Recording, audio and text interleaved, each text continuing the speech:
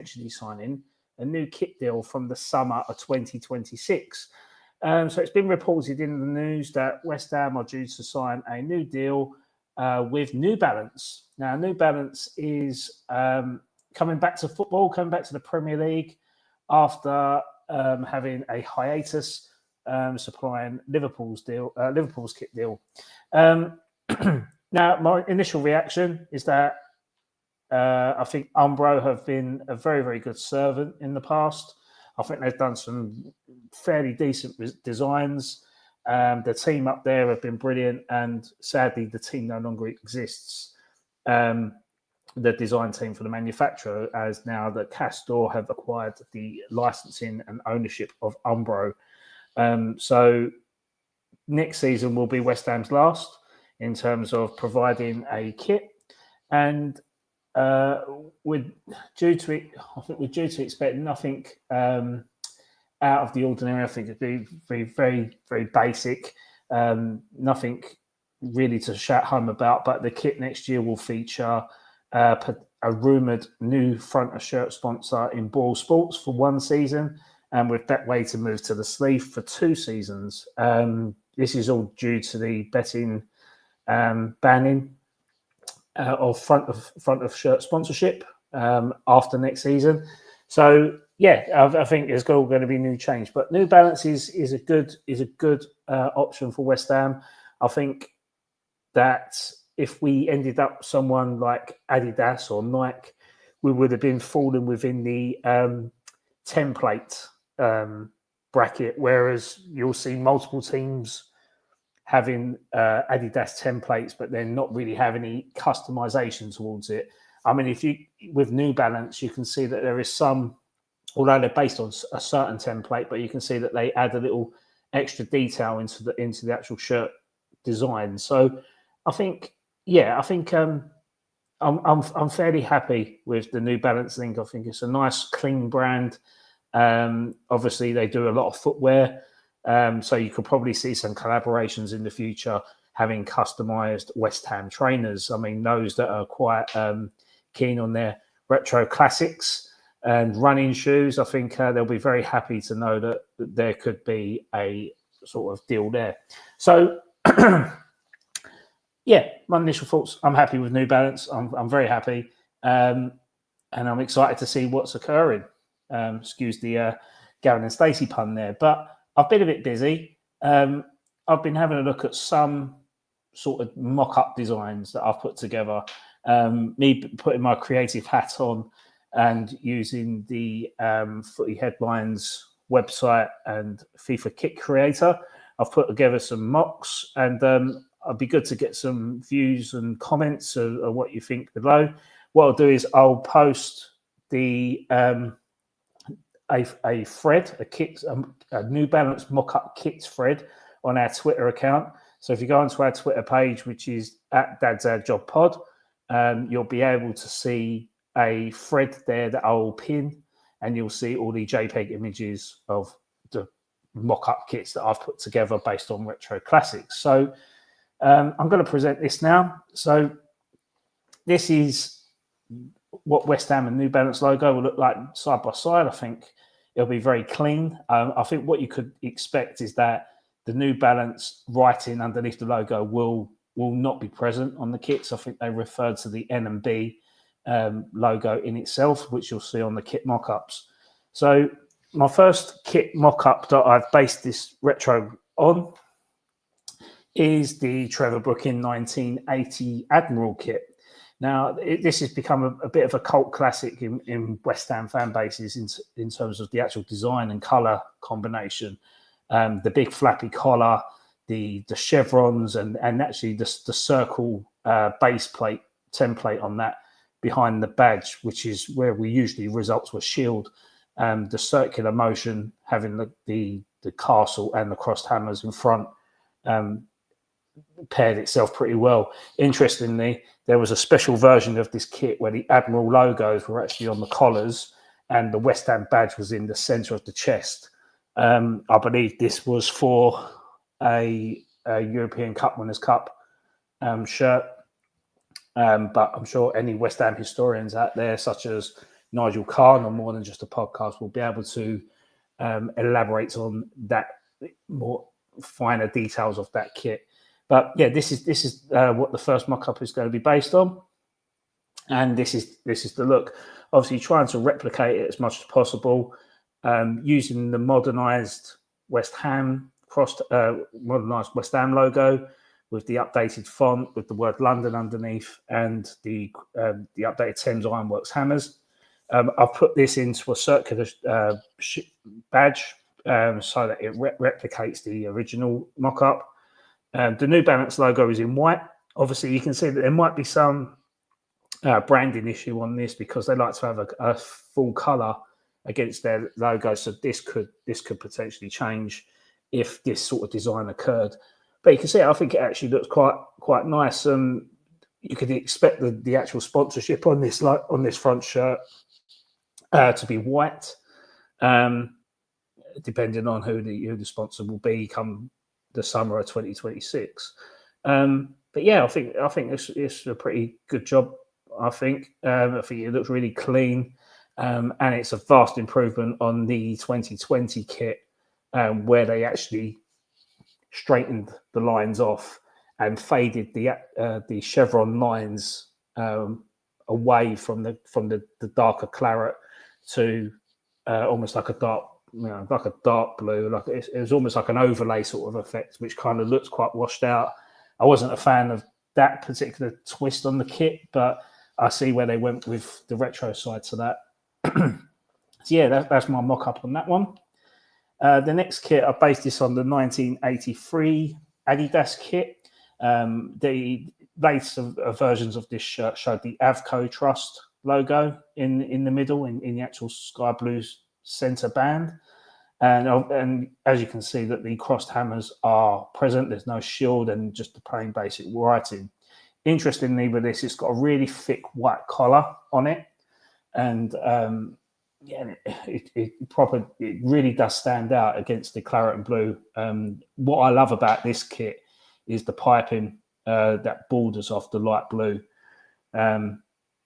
element on the stomach. So my mock-up is based on that, obviously taking into account that the actual blue that's used for West Ham is a Creudian blue, if I said that right, which is almost like a grey light blue that is featured on the kit. So also, when you look at like the club badges and JPEG images of the branding, that the blue that's actually used in the crest is very different to what's used on the kits, which is an interesting fact. But I tried to go with this. I tried to keep with the white collar, but I tried to keep the three color rhythm of the white and the light blue and the white. So you can see that there's a kind of contrasting element to that.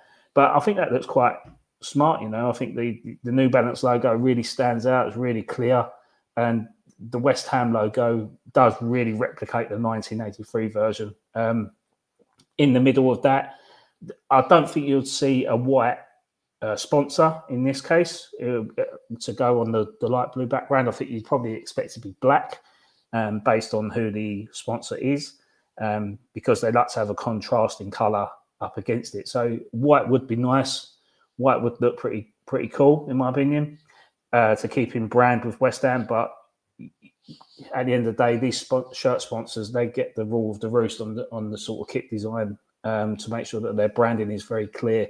That way have been very, very pushy on the West Ham kits by having no patterns, even if they're a subtle change. I mean, if you notice on some of the unbranded West Ham shirts, you can see that there is a clear band across the stomach where there is no pattern and no cross of any color, because there has to be a 2-inch boundary around the sponsorship logo. Again, they're paying millions and millions of pounds to be front and center of the shirt, so they do get to have an authoritative say on the actual kit design. So they have to go through the approval process. The next home kit, I've actually gone based on the 1997 Pony kit. I loved this kit when I was growing up as a kid, and also the players that wore that shirt. I mean, you could go back to Ian Wright, you've got John Hartson, you've got Paolo Di Canio, Frank Lampard Jr., Rio Ferdinand. There's been some fantastic players that have played in that kit over the years. And interestingly, the image that's shown here is showing the Dr. Martens logo. But when this shirt was actually released, we didn't actually have a sponsorship agreed when it first came out. So as a kid, I had the unbranded version. So obviously I was first to it. So then when you see kids with Dr. Martens on their shirt, that was actually later released. And usually these kits were all done over like a 2-season period. So I had the season 1, where a lot of kids around that age had season 2. So that was quite interesting to be a bit different. But the collar was terrible. The collar just flapped around, and when it washed, it curled up at the edges, and you could never get it straight. It was quite frustrating. But what I loved about this kit was the vertical, different textured stripes in the body of the kit, as well as the gold edging around the badge and the gold pony logo. I think that looked really smart. And considering what kit we had before that, that was the centenary kit with the 100 anniversary bubbles.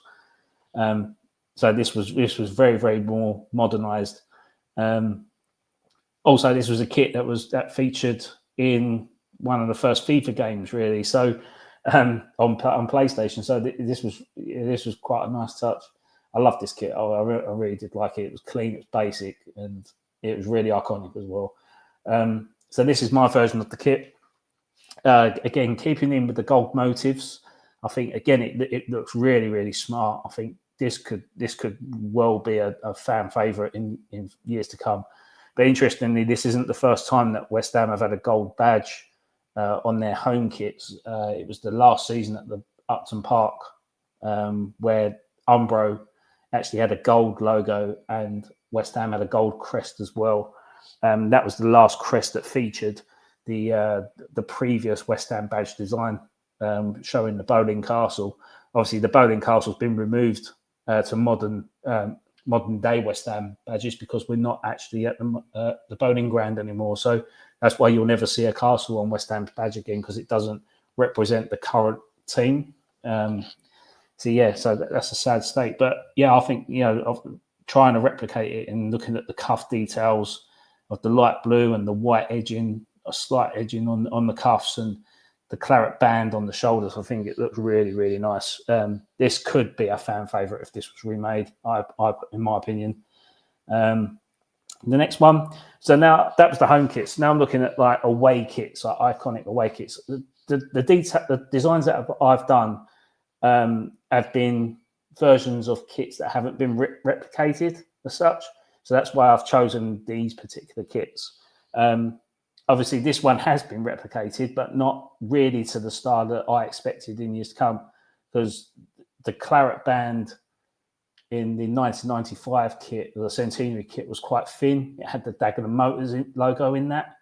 And then we had another one which was done by Feeder. So again, the Dr. Martens was in the middle. The spacing between the two claret hoops was quite wide, but then the two hoops were again thin. And we've done this again as well in the 125-year kit. And the actual claret band went through the badge and the logo. And you had the Betway sponsor in black and then another hoop underneath. So again, it wasn't. They tried to do it as well as they possibly could, but it was never a like for like kit, in my opinion. So this is my mock-up. So again, I've kept the ratio of the hoops together. So you've got your 3 hoops, all of equal size, and in between. So you've got your 2 claret hoops and then a light blue hoop in the middle, which are all the same length. But I think again, this to me is more iconic than the claret and blue home kit, because I think this stands out, and I think if people see this kit, it really, really resonates with the fan base and the type of club that we were. I mean, back in the 60s. I mean, this was based off the 1966 kit, and it's a fan favourite. I'd love to see a kit like this again with the right ratio at West Ham with whatever shirt manufacturer it is. So I think this could be a really, really good kit to have moving forward. But let's see what happens. I mean, there's a lot of stipulations here that would occur unless West Ham get a really small sponsor to go in between the two hoops, or they allow for a sponsor that would go over the entire two hoop pattern without any banding. I think that would be phenomenal. And it's just such a shame because, as I said earlier, the sponsors do get to rule the roost on the final design. But if we had a sponsor the shirt, this could be fantastic in the terraces and even on the pitch. I think it's be a really, really smart kit. And this one here is a John Moncur featuring in the 1995 third kit. This was actually my first West Ham kit that I ever had. And funny enough, I had number 10 Moncur on the back. Reason behind that is because we're related. John Moncur is a distant cousin of mine from my great nan's family. This is for another video in terms of the family tree, but yeah, John Moncur is technically my fourth cousin. This always been around the scene in terms of the family and stuff. So I thought I chose Johnny here because I think he's probably the most iconic person to wear this particular kit design. Again, with the Dagenham motors as well. Interestingly, my granddad, he was a head printer at Ford's, and worked alongside Dagenham motors for a lot of their promo during the 70s and 80s. So that was his main job. So he was a printer for Ford's. But so going on to my mock-up design of this. So this is my mock-up of the 1995 away kit. I think, it's not as flamboyant as the others, but not really as iconic either. But I think in terms of color palettes and tones, if you want to use navy against the light background, which we tend to do in recent years with dark claret and navy trim, I think it could work really well. But this could be a favorite with whoever sponsors because it's a blank canvas of a shirt. There's no body-based details on it. So this could go down pretty well. And the final one is based off this little number. This was based in 2010. And this was actually used in Tony Carr's testimonial match where Gianfranco Zola and Paolo Di Canio played up front for West Ham at Upton Park. And I was there. And to see them two link up in the West Ham shirt was quite something, I must admit. It's quite entertaining to see. But only if it happened during their prime years, who would have known what West Ham could have been. But the frustrating thing with this, as you can see here with the SBO Bet logo, is that there is a 2-inch boundary at the top and bottom of this, which really breaks up the, in my opinion, probably the most unusual design for an away kit for West Ham, having a vertical stripe through the centre. I think this is a brilliant kit. And even if you bought this unsponsored, it still had the band in it, like the break in the stripe, which I found really frustrating. But yeah, so again, my mock-up on this, if it was done by New Balance, would look like this. And again, I think this could be a really, really good kit to have, especially with like navy shorts and navy socks. It's for me, it's come across as like a bit of a West Ham iconic shirt, in my opinion, if it can be done right, and the sponsor doesn't take up too much dominance on the shirt. I think it could work really well. Also, if it's unbranded as well, it will look great for like an unsponsored shirt. Really smart, really really iconic. I think it could win a lot of footy headlines trophies on this in terms of the designs, but. Yeah, they are my mock-ups of what West Ham kits should look like under New Balance. But thanks for those that have watched live. Please drop some comments in the description below. Please give this video a like. We're trying really hard. Please subscribe to us. We're on 91 YouTube subscribers now. We're just 9 shy of 100. I mean, it's not big numbers, but when you put a lot of time into something and you put no money into it other than that, it's quite an achievement. It's quite an achievement for us, for Free Dad from Halstead to have 100 subscribers on YouTube. I mean, I don't know who's watching us. but we love doing the content. But thanks. Drop us a like. I'll drop a link to the X post in this description of the video. And yeah, share the pictures, share it as much as you like. You're more than welcome to them. And I'll see you soon. Over and out.